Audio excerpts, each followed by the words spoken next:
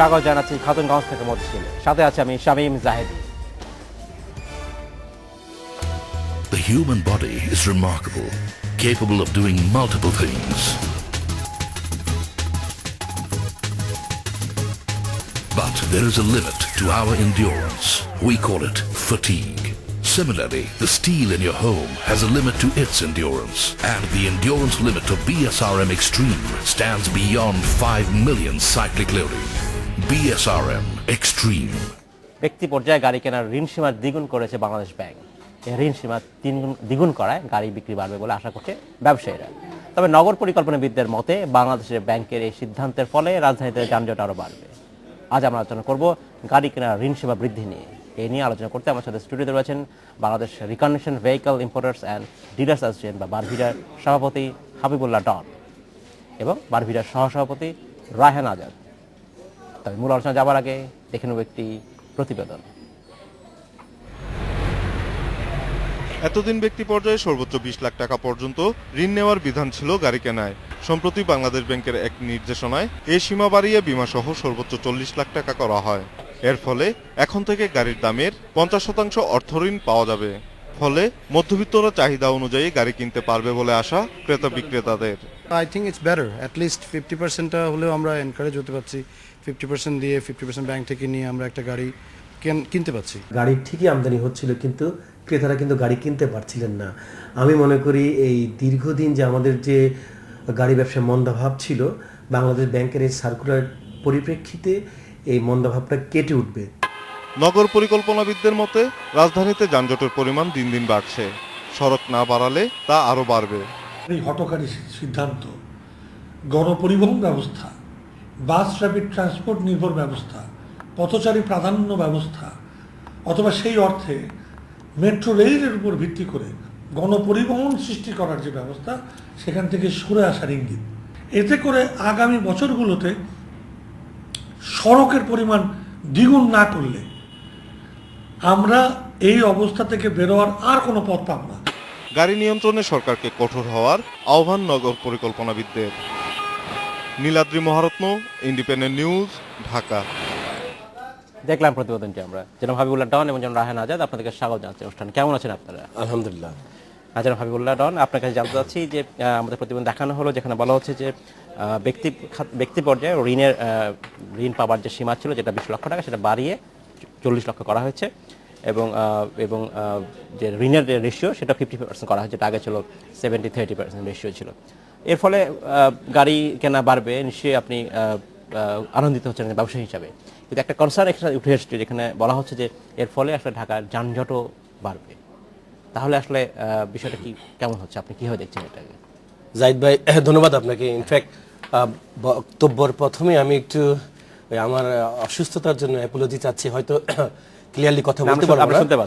শুনতে পাচ্ছি। ওয়েল, অবশ্যই আমরা যারা ব্যবসায়ীরা দীর্ঘ প্রায় 2.5 বছর ধরে আমাদের গাড়ির ব্যবসায় খুব মন্দাভাব যাচ্ছিল। আচ্ছা, তার প্রায় 2টা কারণ। তার একটা কারণ হলো এইটা, যেটা অটো লোনের ব্যাপারটা ছিল। এটা আপনারা জানেন যে বাংলাদেশ ব্যাংক শুরু করেছিল এটা 2004-এর নভেম্বরে। আচ্ছা, আপনার কনজিউমার ফিনান্সিং এর যে ফ্যাসিলিটি, সেটার মাধ্যমে অটো লোনটা তার স্টার্ট করেছিল 2004-এর নভেম্বরে।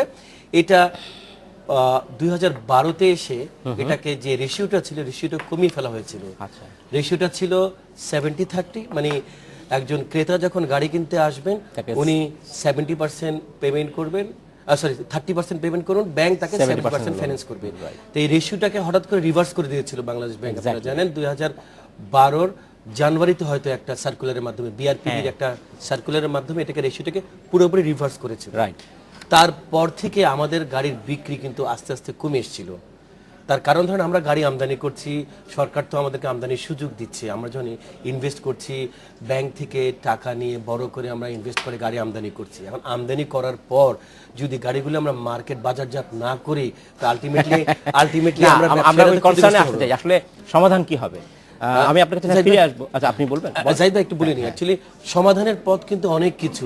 এই আমি একটু বলিনি, আজকে যেটা সার্কুলার রাষ্ট্র 2013-তে যে সার্কুলারটা 13 তারিখে যে সার্কুলারটা দেওয়া হলো, এই সার্কুলারটা আমরা কিন্তু গত 1 বছর ধরে আমাদের এই নতুন কমিটি, আমার নতুন কমিটি বাংলাদেশ ব্যাংকের সাথে সিরিজ অফ মিটিং করেছি, গভর্নর সাহেব, ডেপুটি গভর্নর সাহেবের সাথে মিটিং করেছি। আমার মনে হয় মিটিং এর মাধ্যমে আমাদের বুঝাতে সক্ষম হয়েছি যে এখন এই পর্যায়ে এসে কিন্তু ব্যাংকের যে রেশিওটা, ঋণের রেশিওটা 50-50 মিনিমাম করা উচিত। আর যে অ্যামাউন্টটা দেওয়া হয়েছিল 20 লক্ষ টাকা, আজ থেকে 10 বছর আগে অ্যামাউন্টটা দেওয়া হয়েছিল, এটা কিন্তু একেবারে সাফিসিয়েন্ট না।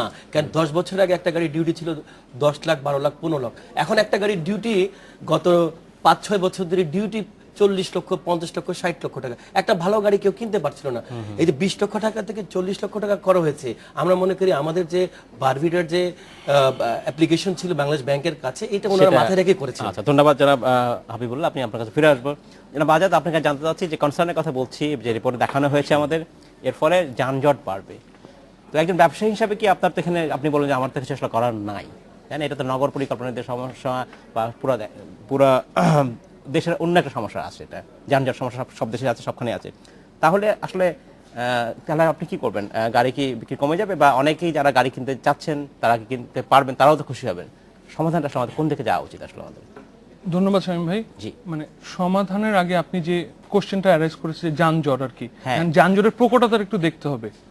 আমাদের দেশে মনে করেন যতটুকু রাস্তা আছে, কতটুকু রাস্তা জুড়ে যানজট, আমাদের মানে যানজট সৃষ্টি হচ্ছে কতটুকু কিছু এলাকায় কিছু যানজট? জায়গায়, কিছু হ্যাঁ। কিছু এলাকায় যানজট। এমন যেসব এলাকায় যানজট, কোনো বিজনেস সেন্টার অথবা এখন কিছু কনস্ট্রাকশনের কাজ চলতেছে, আমি আগেও বলেছি এই অনুষ্ঠানে যে ফ্লাইওভারের কাজ চলতেছে, রাইট, মগবাজার মোড়, এইখানে যানজট। তো কিছু জায়গার জন্য তো আপনি টোটাল দেশের সিনারিও এক হতে পারে না। আর ওই দেশের মানুষের সবারই তো এখানে এই যে সুবিধাটা, সবাই হয়তো গাড়ি কিনতে চায়, যে এখন যে সুবিধাটা পেলে একটা মধ্যবর্তী ক্রেতা সাধারণ কিন্তু এই সুবিধাটা ভোগ করতেছে এখন, যে এই ঋণের মাধ্যমে যে ঋণের যে পরিমাণটা বাড়ানো হলো। তো সেই ক্ষেত্রে আপনি যদি ওভারলোড এত, এখন আপনি দেখেন কুড়িল যে ফ্লাইওভার হয়েছে, যাত্রাবাড়ি, ওইখানে কি আপনি বলতে পারবেন গত বছরে যে যানজট ছিল আজকে সেরকম যানজট আছে? ঈদের সময় কিন্তু ওখানে ফাঁকা ছিল। তো আপনি কিছু গুটি কয়েকটা স্পট যদি বলেন, তো এটা পৃথিবীর সব উন্নত রাষ্ট্রে আছে। আপনি যদি আমেরিকার ম্যানহাটনে বলেন, ওখানে জাম আছে, কুয়ালালামপুরে আপনার যেখানে মেন সিটি, ওখানে জাম আছে। ম্যানেজ করতে পারছি কিনা সেটা ম্যানেজ করতে পারছি। আমাদের দেশের সরকার চেষ্টা করছে, আপনারা দেখছেন বিভিন্ন ফ্লাইওভার করছে। এইগুলি যখন শেষ হয়ে যাবে, তো এই সময়টা তো আমাদের অপেক্ষা করতে হবে। আপনি বলছিলেন আলোচনার সময়, আপনি একটা সময় দীর্ঘ সময় আপনাদের এই বারবিটার নতুন কমিটি বাংলাদেশ ব্যাংকের সাথে বসেছেন, তাদেরকে বোঝানোর চেষ্টা করছেন এইটা ঋণ সীমা বাড়ানো উচিত। হ্যাঁ, তো এর পাশাপাশি কি আপনারা কখনো সরকারের অন্য সংস্থার সাথে বা নগর পরিকল্পনাবিদদের সাথে কখনো বলেছেন যে আসলে আমাদের নগর রাস্তাও ভালো করা উচিত, বা শহরে আরবানাইজেশন যেটা হচ্ছে প্রপারলি হচ্ছে, এই বিষয়টা কি কনসার্নটা? কারণ আলটিমেটলি নগরায়ন যদি হয়, বেশি হয়, আপনার গাড়ি আসলে বিক্রি বাড়বে, আলটিমেটলি আপনার লাভ কোনটা? আমরা কিন্তু দেখেন এই ঢাকা শহরে তো আমরা বাস করি, এই শহরে আমরা আমাদের শহর, এটা আমাদের সন্তানরাও কিন্তু, আমাদের পরিবাররাও কিন্তু এই শহরে ঘোরাফেরা করছেন। যানজট কিন্তু এটা আমাদেরও মাথা ব্যথা। এখন আমরা যদি মনে করেন যে আমরা গাড়ি ব্যবসার যারা ব্যবসায় আছি, আমরা কিন্তু যানজট নিয়ে আমরাও চিন্তা করি। আমি কিংবা আমাদের আগে যারা লিডার ছিল, আমাদের বারবিটের লিডার আছেন আগে, এবং আমরা যারা আছি, আমরা কিন্তু কোথাও কোনো সেমিনারে কোথাও বক্তব্য দিতে গেলে কিন্তু আমরাও এই যানজট নিয়ে কথা বলি। আমরা বাংলাদেশ সরকারের কাছে সবসময় বলি যে পাবলিক ট্রান্সপোর্টটা অ্যাভেলেবেল করা উচিত। এখন ব্যক্তিগত গাড়ি ছাড়া আপনি বলেন যে এফোর্ট নিয়ে আপনি বাংলাদেশ ব্যাংকে বলেছেন ঋণ সীমা বৃদ্ধি করা হচ্ছে, সেই তখন এফোর্ট কি ছিল? না, এফোর্ট আছে, আমরা কথা বলি, কিন্তু আমাদের তো একটা নির্দিষ্ট সীমা ছাড়া আমরা যেতে পারি না, তারপরে তো আমরা যেতে পারি না। এখানে যারা আছেন, নগরবিদ আছেন, যারা সরকারের সাথে সংশ্লিষ্ট আছেন, পরিবেশবিদ আছেন, তারা তো অলওয়েজ দে আর নেগোশিয়েট করছেন। আমরাও কিন্তু কথা বলছি যে একটা এই সিটিতে একটা নাগরিক সুবিধা বৃদ্ধি করতে হবে।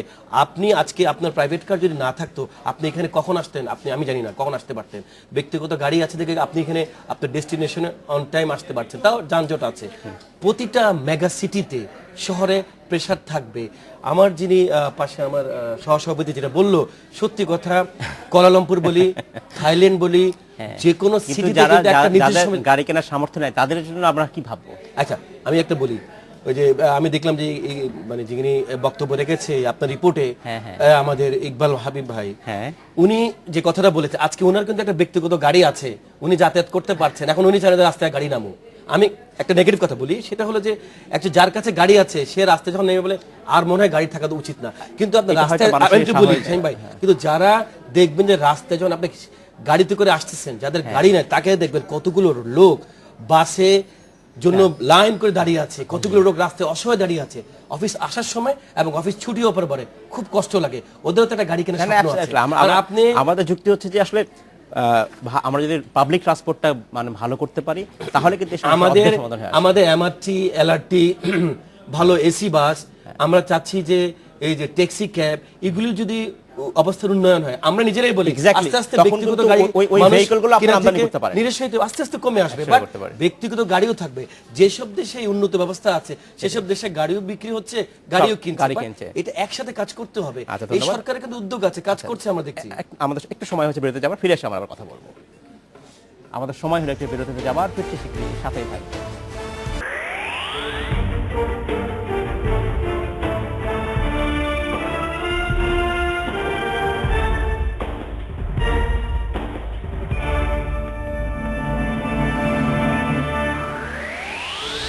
স্বাগত আরেকবার খাতুনগঞ্জ থেকে মতিঝিলে। The human body is remarkable, capable of doing multiple things.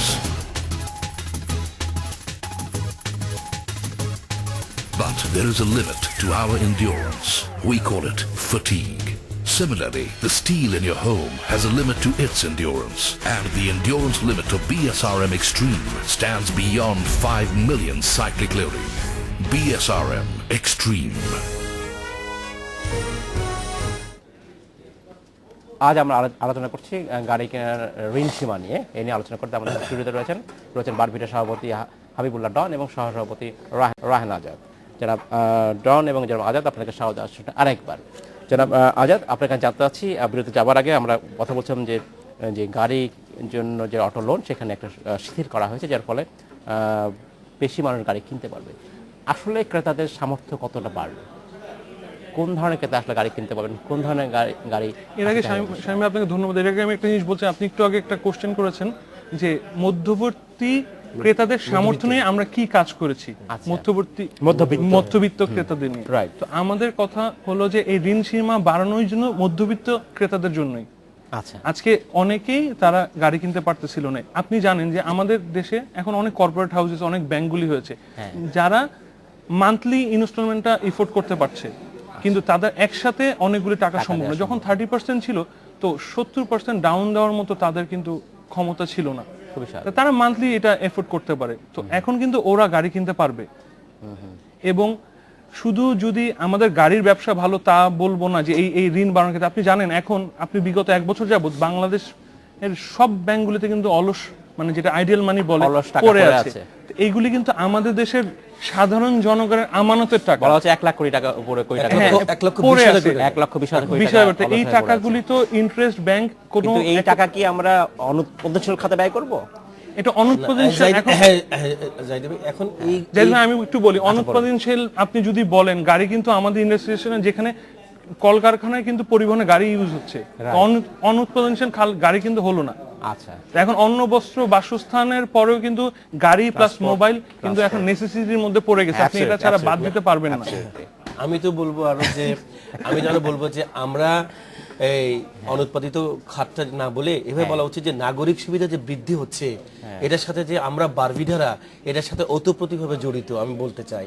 এখন মানুষের যাদের যাতায়াতের কোনো অবলম্বন নেই, পাবলিক ট্রান্সপোর্ট অ্যাভেলেবেল নেই, আমি মনে করি বারবিডা ক্যান টেক এটা আমরা ক্রেডিট নিতে পারি যে আমরা মানুষকে কিন্তু আমি জানি না সস্তায় ভালো গাড়ি যোগান দিচ্ছি। Recondition vehicle, yeah. তো এখানে ভেহিকল আমরা বড় ভেহিকল তো আনা যেতে পারে না, আনছি, বাট আমরা ম্যাক্সিমাম আনা যেতে পারে, আমরা তাও করছি, বাট আমরা ম্যাক্সিমাম ব্যক্তিগত গাড়িগুলো আনছি। আমরা মনে করি যে আমরা যে নগর মানুষের জন্য যে সুযোগ সুবিধা তৈরি করে দিচ্ছি যাতায়াতের জন্য, আমাদের স্পেশালি যে ব্যাংক যে ইন্টারেস্ট, আমাদের জন্য স্পেশালি ব্যাংক ইন্টারেস্ট কমানো উচিত, এটা আমি মনে করি। বিকজ সরকার যেটা পারছে সেটা কিন্তু বারবিটা করছে। আমরা গাড়ি দিচ্ছি মানুষকে, সুলভ মূল্য দিচ্ছি, ভালো গাড়ির মানের গাড়ি দিচ্ছি, এবং মানুষের যাতায়াতের যে সমস্যা ছিল সমস্যার সমাধান করছি। আমি মনে করি যে আমাদের ব্যাংক ইন্টারেস্ট বারবিটা কম হওয়া উচিত, এটা সেকেন্ড পয়েন্ট হলো যে আজকে একটা জিনিস হলো যেটা না বললেই নয় যে অটো লোন যে ফ্যাসিলিটি রেশিওটা বৃদ্ধি করলো বাংলাদেশ ব্যাংক। আমি ধন্যবাদ জানাবো গভর্নরকে, ধন্যবাদ জানাতে চাই ডেপুটি গভর্নর এস.কে. সূরদাস উনাকে, যে উনার উদ্যোগেই কিন্তু এই কাজটা হয়েছে। এবং আরেকজনকে ধন্যবাদ না জানালেই নয়, সেটা হলো ব্যাবের প্রেসিডেন্ট এবং এক্সিম ব্যাংকের চেয়ারম্যান, মানে আমি যে ব্যাংকে আছি এক্সিম ব্যাংক, আমার চেয়ারম্যান, উনি কিন্তু কয়েকবার অ্যাপয়েন্টমেন্ট করে দিয়েছেন এবং উনিও কিন্তু জিনিসটা বোঝানোর চেষ্টা করেছেন যে মানুষ গাড়ি কিনতে পারছে না, মধ্যবিত্ত পরিবারের লোকজন। ঠিক আছে, রেশিওটা বাড়ানো উচিত। আমি জনাব আজাদ আপনাকে জানতে চাচ্ছি যে কোন ধরনের গাড়ির চাহিদা মধ্যবিত্তের কাছে বেশি এবং তারা আসলে কোন গাড়িটা কিনতে পারবেন এখন এই অটো লোন সুবিধা হওয়ার ফলে? এখন অটো লোন হওয়ার পরে আগে যেগুলি ছিল সেম গাড়িগুলি এক্সিও, হ্যাঁ। করলা, দাম তো আসলে কমলো না। দাম তো দাম তো কমেছে। গত বাজেটেও কিন্তু কিছু জিপের দামও কমেছে, যেগুলি মানে মধ্যবিত্ত প্লাস আপনি যেমন ছোট ইন্ডাস্ট্রি যাদের মালিক ছিল তারা কিন্তু মানে যাওয়া আসার জন্য জিপ ক্রয় করতে পারছিল না, তাদের জন্য কিন্তু একটা সুবিধা গত বাজেটে আসছে। আচ্ছা, ওইটা কিন্তু একটা কথা একটু আগে যেটা বলছি, আমি ওইটা একটু আগে আবার আগের পয়েন্টে যেতে চাই আপনার কারণে, অনুৎপাদনশীল খাত প্লিজ আপনারা যারা মিডিয়াতে আছেন, আপনারা আমরাই সবচেয়ে উৎপাদনশীল। আমি সবকিছু উৎপাদন, আমি হচ্ছে প্রায়োরিটাইজ, আমি কোনটাকে প্রায়োরিটাইজ করব বুঝতে পারছি। আপনি চিন্তা করেন যে জিনিসটা দেখেন, আমরা কোন খাতে নেই, চিকিৎসা খাতে আমাদের গাড়ি লাগবে, আপনার কলকারখানায় আমাদের গাড়ি লাগবে, স্কুল কলেজে শিক্ষা খাতে আমাদের গাড়ি লাগবে। উইদাউট দ্যাট আপনারা কিন্তু কোনো মুভ করতে পারবেন না। ওকে উৎপাদনশীল খাতেও তো গাড়ি লাগে, গাড়ি ছাড়া উৎপাদন করবে না, হেঁটে হেঁটে উৎপাদন করবে নাকি? আমি আসলে বলতে চাচ্ছি you need a vehicle in every sector. I need to prioritize my কিন্তু আপনাদেরই বলতে হবে, তাহলে আপনারা বললেন আপনারাই কিন্তু আপনাদের মাধ্যমে মুখ থেকে আসতে হবে এই কথাগুলি, তাহলে কিন্তু এটা প্রায়োরিটি পাবে। আপনি দেখেন তখন কারা কারা জড়িত, কোন পয়েন্ট থেকে জড়িত। আজকে পরিবহন না হলে মাল কিন্তু কলকারখানায় পড়ে থাকবে। আমরা আসলে ব্যক্তিগত গাড়ির কথা বলছি, যেটা কার বলতে বুঝি না, ওই ব্যক্তিগত গাড়ি ওই মালিকটা তো আসতে হচ্ছে, ওই কর্মচারীটা তো আসতে হচ্ছে, ওই অ্যাকাউন্টেন্টটা তো গাড়িতে আসতে হবে। বা বাংলাদেশ ব্যাংক এটাও মাথায় রেখেছে, যেটা আপনি বললেন যে ধরেন 80,000, 90,000, 1,20,000 কোটি টাকা কিন্তু অলস পানি পড়ে আছে। এখন উৎপাদনশীল খাতে যে মানুষ, ওনারা যে ব্যাংকগুলো, আমি তো ব্যাংকের সাথে আছি, আমি দেখছি নতুন প্রজেক্ট কিন্তু বড় হচ্ছে না। তার কারণ হলো হাই ইন্টারেস্ট ব্যাংকে, দ্বিতীয়ত হলো যে কোনো যে কলকারখানা উৎপাদনশীল কোনো খাত করবে, সেই খাতে কিন্তু নর্মাল ইলেকট্রিসিটি এবং গ্যাসের এখনো কিন্তু পর্যাপ্ত পরিমাণ নাই, এখন শর্টেজ আছে। এখন একজন উদ্যোক্তা কিন্তু চাইলেই কিন্তু ব্যাংকগুলোর থেকে কিন্তু টাকা নিয়ে একটা কিন্তু কলকারখানা ফ্যাক্টরি করতে পারছে না। তার কারণ হলো এই শর্টেজগুলোর জন্য। এই জন্য যে টাকাটা আইডিয়ালি পড়েছিল, আমরা বলেছিলাম যে যেসব ব্যাংকগুলো অটো লোন দিচ্ছিল, এই ব্যাংকগুলো কিন্তু অনেক ভালো ব্যবসা করেছে, 98% রিকভারি অটো লোনে। সো অ্যাটলিস্ট এই যে এটা ইটস নট মাত্র বাংলাদেশের যে ইনভেস্টমেন্ট ব্যাংকগুলোর, তার অটো লোনের মাত্র 2% থেকে 3% হবে, বেশি কিন্তু বড় ইনভেস্টমেন্ট না।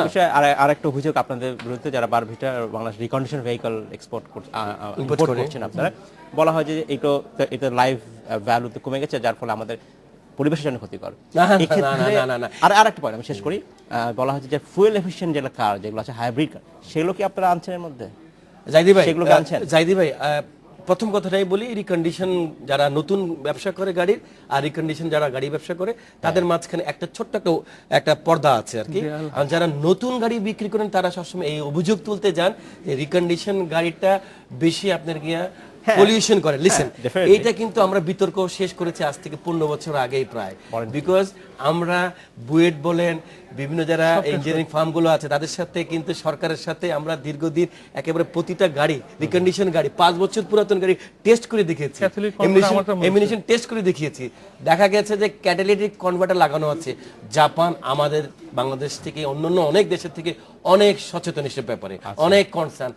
আমি বলি রিকন্ডিশন গাড়ি, পুরাতন গাড়ি, ওয়ার্ল্ডে যারা 1 নম্বর আছে, যে যারা নিউজিল্যান্ড, তারা কিন্তু পরিবেশের নাম্বার 1, তারাই কিন্তু ইম্পোর্ট করতেছে। আমরা বাংলাদেশ অনেক পিছনে। আবার একটা বিষয় ছিল যেটা হচ্ছে হাইব্রিড গাড়ি, পুরাতন হাইব্রিড গাড়ি আপনারা আসলে ইম্পোর্ট করছেন কিনা? সেই ক্ষেত্রে এটা সম্পূর্ণ আমরা ইম্পোর্ট করছি না, কারণ আমাদের এখানে ফ্যাসিলিটিস কম। রিকন্ডিশন ক্ষেত্রে গ্যারেজের যে পরবর্তী সাপোর্টটা, এখন আপনারা বলতে পারেন আমরা কি করছি, এখানে আমাদের করার আগে করতে হবে গভর্নমেন্টের।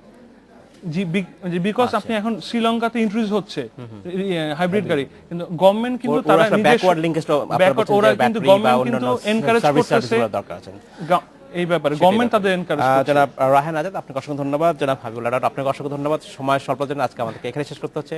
ভবিষ্যতে নিশ্চয়ই আপনার সাথে আমাদের আবারও কথা হবে। ধন্যবাদ। ধন্যবাদ। এই ছিল আজকের মতো খতনগঞ্জ থেকে মধ্যে, আমাদের সাথেই থাকবেন, দেখা হবে আবার।